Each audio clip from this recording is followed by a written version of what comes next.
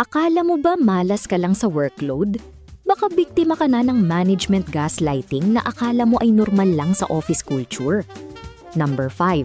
Ang linyang, pamilya tayo rito. Gagamitin ito para mag-guilt trip ka kapag nag-file ka ng leave o nag-claim ng HMO coverage.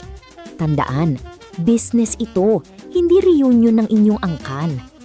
Number 4. Challenge lang ito para sa growth mo. Imbis na promotion, laging dagdag trabaho ang reward sa'yo. Isang malaking red flag ito kung puro responsibilidad pero walang adjustment sa payslip mo. Number 3. Swerte ka nga, may trabaho ka pa. Linyahan ito para hindi ka magreklamo sa toxic na environment. Valid ang feelings mo kahit may sahod ka, kaya huwag kang papamanipulate rito. Number 2. Wala kaming budget para sa salary increase. Sasabihin nila ito pero wala namang problema sa rise subsidy at bonuses ng bosses. Kung lumalago ang kumpanya, dapat kasama ang sahod mo. Number 1. Flexible naman tayo rito.